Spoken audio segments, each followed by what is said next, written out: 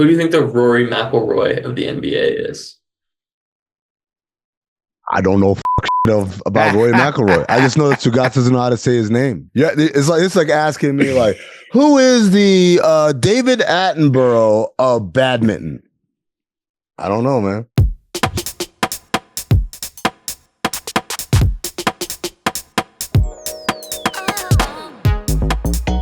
Hey, welcome to Oddball. I'm Amin and Izzy. That over there is Izzy Gutierrez. And guess what, guys? The regular season is finally over. We know who's going to the playoffs. We know who's going to be competing in the play-in. But there are 10 teams that are just kind of twiddling their thumbs, Izzy, as the season rolls by. Just a quick reminder, today's episode is brought to you by DraftKings. DraftKings, the crown is yours. I think Kevin Durant has to be the Rory McIlroy of the NBA. Just saying, if you need a little help on that. He won a lot early on, didn't win basically after that, and tried to sort of cap off his career with a Masters win, getting all 4 Grand Slams. And that's what basically KD's trying to do, right? Win it on his own, I guess, that's the best thing I could do. KD is the Rory McIlroy of the NBA. Any update on the David Attenborough of badminton? David Attenborough of badminton, I do not know. I know who the voice of badminton is. It's a gentleman by the name of, hang on a second, I have it right here. You don't know. I do. Gil Clark, his name. Gil Clark is the voice of badminton. No, it's not. Sure. Look it up. But we don't have time. We got to talk about these other losers. These other losers are all winners in our eyes, Izzy, because here at Oddball, we're doing the 2nd annual Oddball Participation Awards. So we're going to give out nice things to the teams that aren't going to be competing anymore, so that they have something to look forward to, Izzy. It's a positive. It's a glass half full day for us here. And we'll thank them for showing up before we ignore them until the draft lottery. Yeah, as a gift, they all get brand new shuttlecocks. There you go. Also, a new addition that we're going to do this year is going to tell them where they should vacation this off season. Because God knows there's too many of them all land in Cancun. You don't want to do that. You don't want to just keep running. Frankly, not everybody deserves Cancun. Like you should vacation where you deserve to vacation. Well, let's get started with the Phoenix Suns then, Izzy. Whew. I mean, all right. So they were 36 and 46. This was the most disappointing season in the NBA on the entire standings list. What's the one good thing you could say about them? I mean, shoot. That they didn't entirely implode after the Kevin Durant rumors, like internally. Games wise, yes, in terms of the way they played, they played. But in terms of like internal drama, they kept it together for the most part, which is difficult to do when you have a team that's sort of built around Kevin Durant, because you just don't know like where his emotions are going to take him. So the fact that they kept that for the most part in-house, the nicest thing I could say about them. All right, I'll say something nice. $366 million in salaries and tax penalties combined, right? For the biggest playoff play-in loss in NBA history. Like they're missing everything in totality. Yeah. Guess what? Glass half full. Ownership has a lot of money. They're willing to spend. They were willing to spend. And you know what? Having worked for ownership that was not willing to spend, it's always nice to know, hey, the checkbooks are still open. They're still writing checks. So I'd look at it as a positive. Like, we got money to burn. Now we just got to figure out how to burn it in the right way. There's a positive, see? I mean, I guess, right? But then, so if you want to say what's one good thing to look forward to, I would say whatever haul you're going to get back for Kevin Durant, because it seems pretty obvious that he's going to be out of there. I think the one good thing, another thing to look forward to is just how strong that loyalty is from Devin Booker. Like now that he's, gotten the leading scorer for the franchise and like, okay, I've been a loyal soldier all this time. I'm good. I got us to the finals. How long is that going to last, really, if they trade Kevin Durant? I don't think it's something to look forward to in a positive way. It's just what you have to look forward to this offseason. I think something to look forward to, obviously, Devin Booker, one of the best players in the NBA, under contract, young. You're right. I mean, look, you always have to worry and wonder when you have a superstar player and you're not delivering the type of competitiveness that they expect.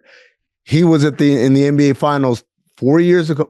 4 years ago, he's in the NBA Finals, up 2-0.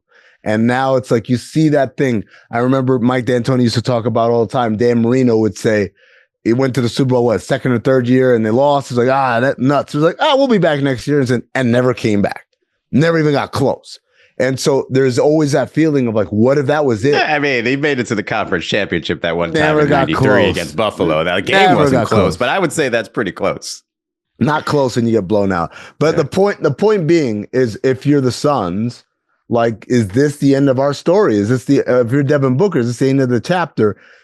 On paper, you should say, I feel good. We have ownership that's willing to spend money, and we've got a bona fide superstar player in Devin Booker. But obviously, the devil is in the details. So you have, hang on a second, but you have ownership that's willing to spend money, but you don't know how, if they're going to spend it well. And I think Matt Ishbia has given you signs. I think Matt Ishbia has given you some signs that he might not make great decisions. I mean, first of all, you have that famous quote, ask the other 29 GMs, 26 of them would trade their whole team for our whole team, our draft picks, and everything as is. That's nonsense. That's delusional. He's now basically saying, the house isn't on fire. We'll be fine. Will they? I think he is probably embarrassed because he is coming in, this young, hot owner, like ready to set the world ablaze, and that it's actually the worst case scenario, I would say, possibly for him. But he's got to make it look like, no, everything's fine. Yeah, no, I mean, look, they're missing the playoffs, they're missing the play-in, and they don't have a first-round pick. I don't believe that's ever happened. That trifecta's ever happened before. But Izzy, really quick before we move on, John Hollinger wrote about this recently. He said, the guy that the Suns should trade is not Kevin Durant, but Devin Booker. Thoughts? I mean, if I'm a Phoenix Suns fan, I don't believe that trading Devin Booker and keeping Beal and Durant, whatever they get back for Devin Booker, gets me a championship. I don't believe that Bradley Beal has whatever it takes, remaining in his body and his ability. I don't believe Kevin Durant has what it takes at whatever he's going to be, 37, to do that. I wouldn't trust the decision makers with Phoenix to get the right haul for Devin Booker. I would rather have Devin Booker in place while he's still in his prime, try to fix it around him, because you've seen the organizations just try to go get like a bunch of mercenaries, just get people that just hopefully make this thing work. It's never really worked out well. All right, moving on to the Portland Trailblazers. Blazers ended 36-46 like the Suns for a fraction of the cost. They're 12th in the West. They just extended head coach Chauncey Billups to a new deal. Shout out to Chauncey. Congratulations. What's one nice thing to look forward to? Look, I talked about this with Houston last year, where the Blazers for a strong 3 to 4 weeks were like, we're not that far off of that play-in. And so they were playing games that had meaning to them, that had stakes attached to them. And that to me is always great, because you get a young team learning the value of a possession, learning, this is what pressure basketball is like, as opposed to just playing out the string of games. I love Toumani Camara. I think Scoot Henderson took a nice turn after his rookie year looked real shaky. And most importantly, I would say, I think they've started to develop something of an identity. Izzy, what's one nice thing you could say about the Blazers? Well, here's a nice thing. We know who coaches them now after Shaq screwed up and said Chauncey Billups coached the Pistons. So that's a positive thing. I am with you in that, you had to have something positive come out of this year for Portland. It felt like, man, if we get nothing to feel good about coming out of another Chauncey Billups year with these young guys, then maybe we have to scrap it and move on. This year, you finally found something. They would have been a really fun team to have in the play-in. Obviously, it needed to win a few more games earlier in the season, but it would have been a nice team to have in the play-in. We have to go back, though, and figure out where Phoenix is vacationing, because to me, I think it's super easy. If they're the most disappointing team in the league, you have to send them to one of the Disneys, Disney World or Disneyland, because it sounds like a great vacation. But then when you get there with all the kids and it's the middle of the summer and you're just like, man, it is hot as balls in here. I have to carry around 2 kids. This is terrible. I think that's got to be the vacation compromise for Phoenix. No. Disney's always a great time. No, everyone's going to Cancun. The Suns have to go to Rocky Point. And if you've never been to Rocky Point is it's like where the kids at ASU and U of A go for a Mexican Riviera vacation, right? Because it's like just the most shallow border town kind of. With like a puddle of water that you can set up your cooler next to. There's a beach, but it's like Rocky Point is gross and it's filled with like drunk teenagers from college. So do they have a mountain named after pancakes over there? They probably do. Anyway. What's something we can look forward to for the Blazers? Man, something. I mean, I would say Kamara is very much a like I don't want to know if it's like 1, 2, or 3 guy, but he is a solid like 3 and D guy. Like he's more than that, I would say, but he's definitely a find. I think you start putting together the pieces and start recognizing that, okay, there are like 4 or 5 guys here. You could argue, say, hey, one of them sort of elevates a little bit higher than the other. I think already we've got a core. So I don't think they need to be necessarily looking at major changes. I'd say they made the most probably out of a deal or out of the deals that Joe Cronin made without really being criticized for not making the most of those deals. Does that make sense? Yeah. I'm with you on that. Sort of skating by a little bit. I would say the thing to look forward for them is they're going to add a top 10 pick to this mix. And the beauty of having a top 10 pick is you can get a really good player, or you could package it and throw it in and maybe improve your team in a different way. For example, maybe Kevin Durant. I'm just throwing it out there. Just a question. I don't know. I'm just throwing. I'm just asking. You don't know anything, do you? I'm just asking questions. Where are they going on vacation? I think they deserve somewhere nice. I think Denny Advia should go wherever he wants to go, take the team, because I feel like he was sort of a pleasant surprise by the team. I feel like wherever he goes, they will be fortunate and happy. So, I mean, where's he from? Oh, okay. Bimini sounds like a great place. It's 45 minutes from me. He's not from Bimini, but I think Bimini's a great place. It's the thing they should get to go. Sounds great. Next, we got the San Antonio Spurs. They were 13th in the West. They weren't really supposed to be a tanking team because obviously Victor Wembanyama had the blood clot in his shoulder and missed a good portion of the season. What's one nice thing to say? Look, I have to shout. This isn't even necessarily a Spurs thing. Chris Paul played 82 games this season when there was really nothing to play for. And he is always, famously or infamously getting hurt late in seasons that matter. For him to play 82 games in a season that doesn't matter, I guess it's a nice thing, although it really probably would frustrate you if you're like a Houston Rockets fan who was dying to keep him healthy during that one series against the Warriors. Harrison Barnes also played 82 games, so shout out to HB as well. One nice thing, Victor Wembanyama was a real deal, right? Like last year's like rookie season is like, okay, he's really good, he's exciting, but like, are we getting a little bit, carried away? And then this year, and what little we saw, was like, holy shit, it's real. He's really this good. He's really elevating. He's meeting the challenge of being a face of the league. And it's like it's nice to know, we knocked it out the park with a generational home run. Yeah, but I think we knew that about him already. I think what we really got to know this year. No, it is. But I think Stephon Castle, he's going to be a rookie of the year. And when, the Spurs don't need any help really finding the finds and developing them and everything else. But when you get a guy like Castle who gets the opportunity to be effectively the guy for a good portion of a season, and he's going to, bring another trophy, a little bit more accolade into the Spurs, I think that's like a pleasant surprise and something they should be able to look forward to because they maybe don't have to work as hard to find, a piece around Vic. Yeah, the thing to look forward to is the Wembanyama Fox pairing, right? Maybe the one nice thing was the addition of De'Aaron Fox for a relatively low price to get in on. But now you kind of have your core as far as your point guard of the future, your center and franchise player of the future. And Stephon Castle is a nice revelation there. It's like, okay, I start to see all this come together. Again, like the Blazers, top 10 pick. They're slotted 8th in the lottery. Izzy, what if they could Cooper Flag? I'm going to say, like, what if they get Cooper Flag? Like, then it's now you've taken a massive leap in terms of you get 2 generational players within the span of 3 years. Look, I'll say this about this draft without having dug into it too much. There's more than just Cooper Flag. So if they jump into that top 3, even, it's going to be a huge get for San Antonio. It wouldn't quite be like conspiracy levels if they do get Cooper Flag. But I think the Spurs have had enough of that, right? They've had enough number 1 overall picks when they weren't expecting it. Come on. Yeah. All right. Next up, we've got the Toronto Raptors. The Spurs and the Raptors played against each other yesterday. It's the only 2 teams that played out of their conferences. I always love little things like that. Raptors were 30-52. They are currently slotted at 7th in the lottery. One nice thing. They were fun to watch, man. I enjoyed watching the Raptors. I thought they were a really fun team, even though they didn't win a lot of games. They played a very fun style. And I think Scotty Barnes, I read an interview that he had with Savannah Hamilton talking about efficiency and how he was, as a part of him adjusting to his new role this year, he was less efficient than he would have liked to have been.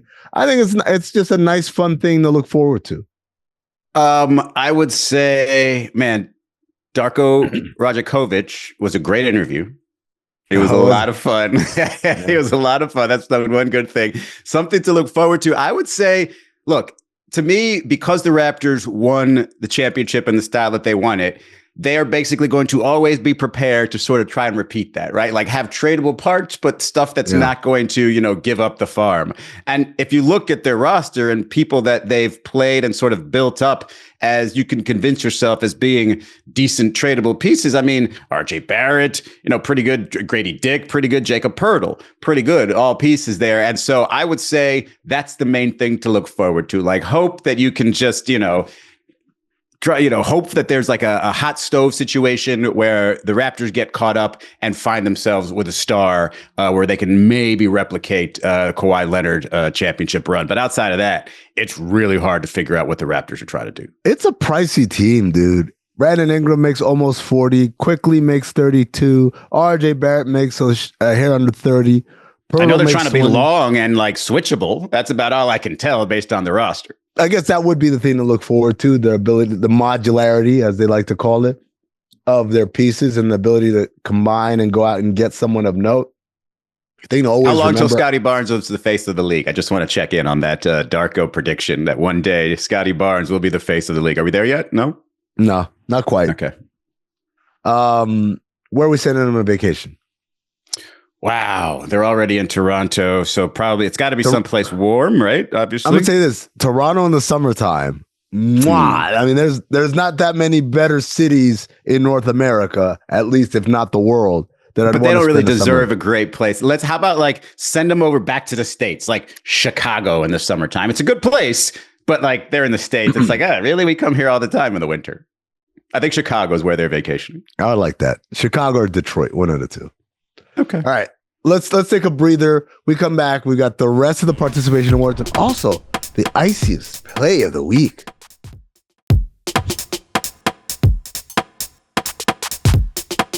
All right, welcome back to Oddball, and it's time for the Iciest play of the week. It's brought to you by Jägermeister. It is. Iciest play of the week is brought to you by Jägermeister. Serve it cold or don't serve it at all, you heathens. Jägermeister. Damn, that's cold. For more, visit Jägermeister.com. Drink responsibly. This week, Iciest play is Kawhi Leonard not fouling Draymond Green in overtime. So a lot of times we go Iciest play, like, oh, what a dunk, oh, what a pass, what an offensive play. Look, basketball is more than just offense, folks. It's also defense. And this was incredible. This is great defense at its finest because the Warriors have a chance to tie with 28 seconds to go. Draymond's wide open. Has a layup, but he tries to initiate contact. Kawhi Leonard basically pulls the chair on him. He leans away as Draymond's searching for the phantom contact. He cannot convert on the layup, and boom, Clippers win the game. In the long history of the Jägermeister Iciest play of the week, the first defensive play. Yes. So congratulations to Kawhi Leonard and Draymond. Stop searching for that foul. Make the layup, brother. Yeah. All right, let's get back to our participation awards. Izzy, who's the next team? Well, we got the Brooklyn Nets. They were 12th in the East, 26 wins. One good thing to look forward to, man, the thing about Brooklyn that I love is just because of their location, they're always going to be involved in hopeful trade rumors. And what I've been reading is they're very much in on their plan A is, do you know who it is? I mean, their plan A this offseason. They have the most, no, Giannis Antetokounmpo. Oh, I like that. They have the most salary cap space, so they could go that route, but nobody really wants to go to Brooklyn. So you probably want to do some level of sign and trade and something where you can take on salaries. That would be the one thing that you have to look forward to with Brooklyn, because while I don't think that's where Giannis is going to end up. You're already looking forward. What's the nice thing? Say something nice about them. They built up Cam Thomas into a nice trade asset. How about that? There you go. All right. Okay. I'll say one nice thing. Having 8 billion picks, courtesy of the Knicks. That's nice. Nice to have, especially if you're going after Giannis Antetokounmpo. And I think Jordy Fernandez was a great hire as a head coach. He seemed like he had his head on straight. He knew what he was doing out there. Talent obviously was hard to come by, but I think those are two things to look forward to if you're a Nets fan. All right, where are we sending them on vacation? Woof. Oh, man. One of the other boroughs? I mean, it's something very Come on. something undeserving? Or should they go overseas? No. Send them Salamanca. Send them to Spain. Okay. Have Jordy give them a little tour, right? That's pretty good. I right. don't mind that. We're going Next to the Philadelphia 76ers next. Oh. They were 13th in the East. I mean, what's the one nice thing you could say, man? They got Jared McCain. That's a good draft pick, right? It seemed like for the first quarter of the season. The nice thing is that they managed to secure that top 6 pick and make sure it doesn't go to Oklahoma City. That's the nice thing. One nice thing to look forward to, apparently running it back. This is per Tim Bontemps of ESPN. Quote, Daryl Morey said that all 3 stars, Embiid, George, and Tyrese Maxey, will be back 100%, saying that Embiid's surgeon feels good about the surgery. And they're excited about his chances of recovery. Man, so all these matches we've had with Joel Embiid, all these disappointments we've had in the playoffs, all these injuries that we've had from Joel Embiid, we're clinging our hopes to, this surgeon feels good about this surgery on Joel Embiid. This one's going to work. That's going to fix Paul George. That's going to keep Tyrese Maxey from being frustrated. That's going to keep Joel Embiid on the floor and, let's be honest, be in line with the rest of the team, because that's been the rumored issue with him, is that he's, above everybody else. That's going to fix everything. This surgeon kind of feels good about it. Vacay destination. I think they need to go to the worst place ever. They need to go to Camden, New Jersey. That's where they need to go. Wow. That's right. Right where their practice facility is. Urban blight. What are they going to do? They're going to check out all the the aliens. Oh, you know what? The drones. I got a better place. Mayo Clinic.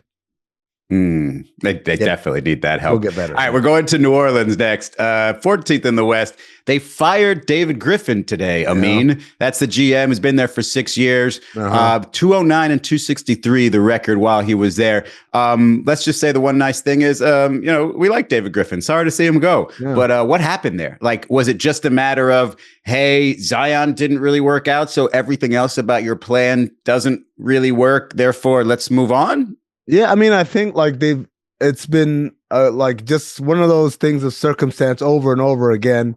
And at some point you run out. And it was one of my concerns for Griff, who I'm very close with, early in his tenure, that he fired Alvin Gentry, who I didn't believe deserved to get fired, and then hired Stan Van Gundy and fired Stan Van Gundy after a season.